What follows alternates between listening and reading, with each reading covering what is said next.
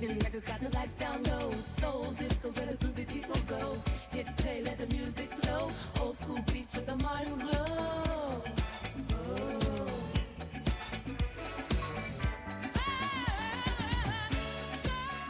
Hello everybody and a very warm welcome back to the latest episode of Hidden Jewels of Soul and Disco.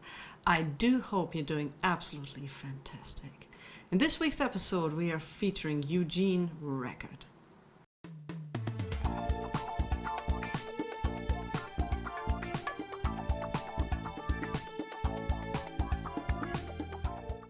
In the late 70s, Eugene Record, the Chilites, actually all artists from Brunswick Records had to leave the label immediately.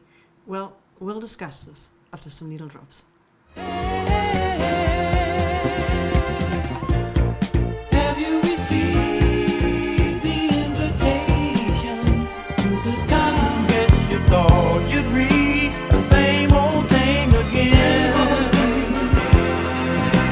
I tried telephoning every time. We belong together. Show up. We belong together. Eugene Record was born on December the 23rd in 1940, Chicago, Illinois. His father was Booker and his mother Bernice Record.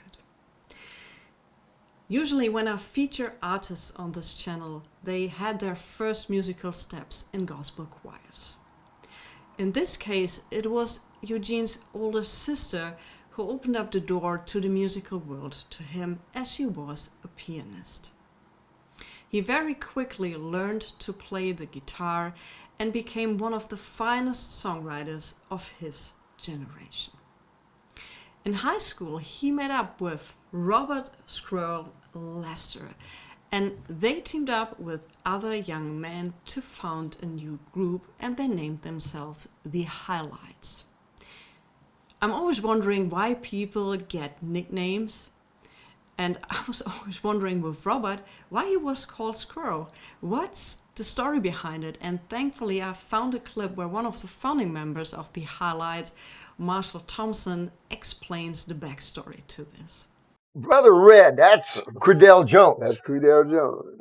And when you say Brother Squirrel, we're talking about Robert Lester. That's right. Now, I asked him once, I said, you're a pretty cool looking guy. I said, why do they call you Squirrel? You don't look like a squirrel. And he told me, That's right. that's because I can climb a tree. Tree to crack nuts. That's what they call him, Squirrel. Yeah. So he lived in Mississippi. He lived with back where he was born in Mississippi. Right. Yeah. That's right. So he lived with that nickname his entire life. Right. That's right. Yeah. We kept him with that name in sight with us everywhere we go. You did. And we call him Pretty Boy Squirrel. You did, because he was a good looking guy. Right. In the early 60s, the Highlights released their first single.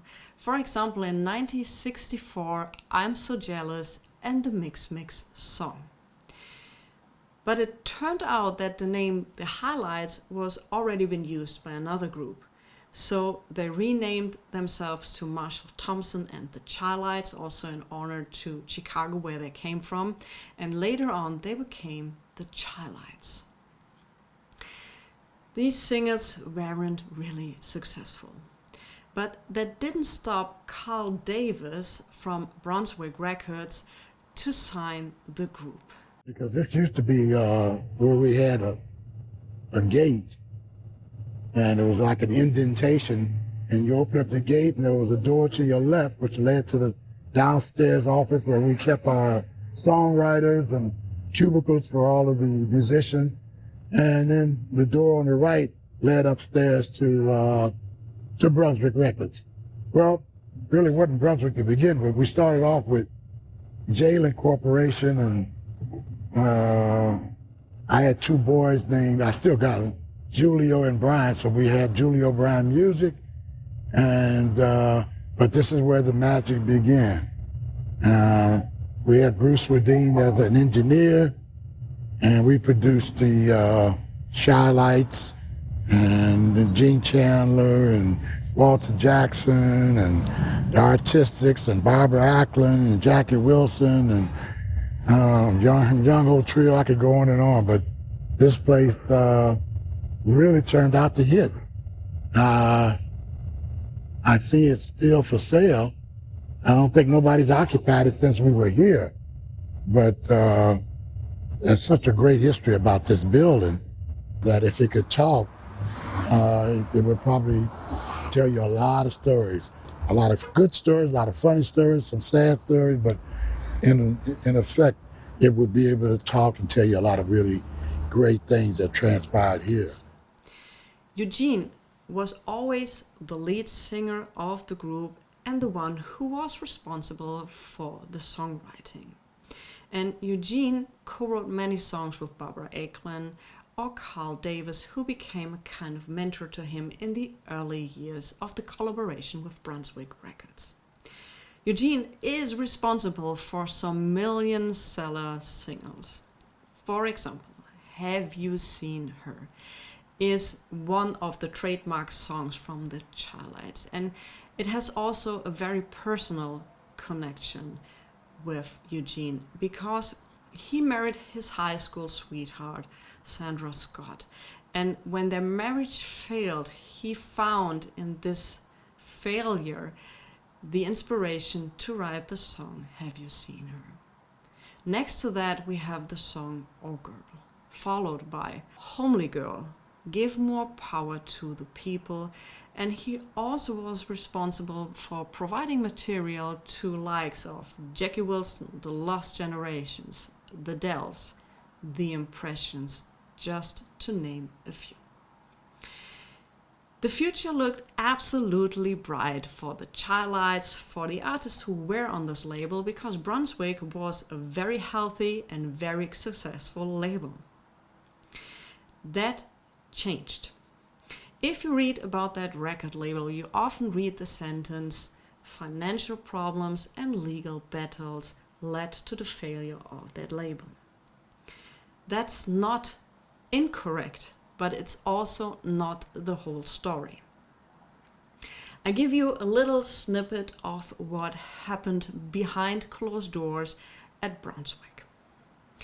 In March of 1974, some federal agents raided the main building, the headquarters of Brunswick in New York, because allegedly Brunswick and other labels were involved in a payroller scandal.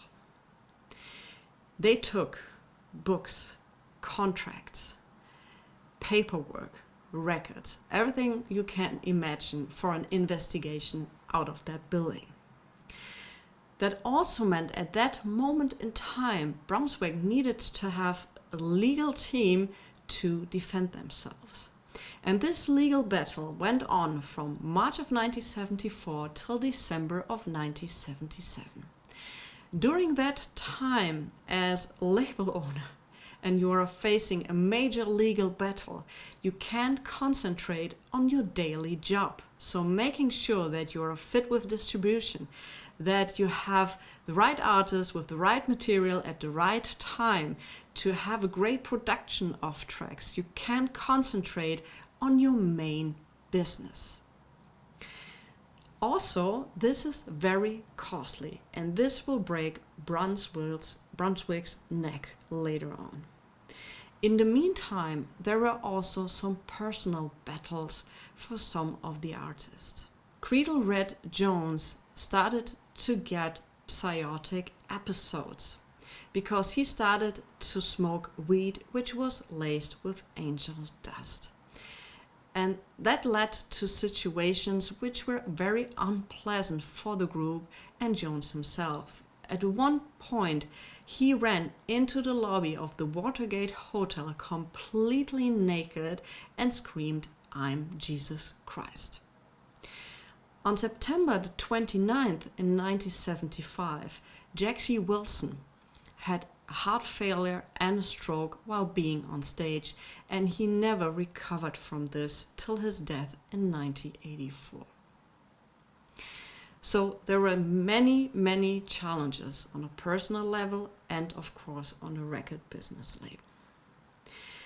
In December of 1977, Brunswick filed for bankruptcy. They had to sell their major catalog and had to close doors. This meant for the artists that they needed to find a new record label to have an income and continue their career. So, for example, Tyrone Davis signed with Columbia Records. Barbara Eklund signed with Capitol Records. Eugene signed with Warner Brother Records, and the rest of the Charlites went to Mercury. Carl Davis was given a new opportunity to create a new label, which was called Chai Sounds. And the hopes were that he could recreate the success of Brunswick with this new label. But let's get back to Eugene and the year of 1977. When he had to sign a new contract, he was for the first time doing solo work. And this led to his first solo album in 1977, and this was called the Eugene Record. This album features one of my favorite 70s tracks, Overdose of Joy, an absolutely dance floor killer. I do love it. In 1978, he released Trying to Get to You, and in my humble opinion, it's his best work from the 70s. I absolutely do love that album. In the same year, he also appeared on Saturday Night Live and sang Have You Seen Her and Trying to Get to You to promote the album. In 1979, he released Welcome to My Fantasy. And also in the same year, he released a single, which was called Magnetism. And it was released on a 12-inch single, and it became a club and disco favorite, with heavy playing rotations in clubs and discos. Why this song did not become a hit is, for me, a total enigma. I also want to point out that at the beginning of this video, you've heard some clips from this record, so highly, highly recommended. Actually, all his solo work, highly, highly recommended.